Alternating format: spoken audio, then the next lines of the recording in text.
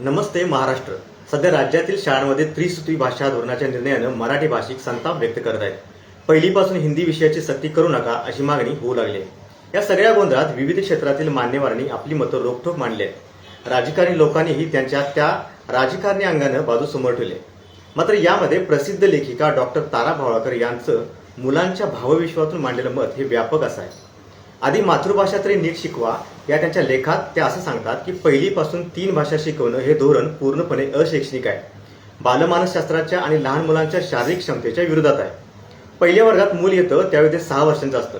या वयात मुलगा व मुलगी असली तरी शाळा हीच त्यांच्यासाठी नवीन गोष्ट असते आणि शाळेमध्ये सगळे विषय आणि इतिहास, भूगोल, व्याकरण, अमुक तमुक वगैरे त्यांची नावे सुद्धा त्यांना नवीन असतात.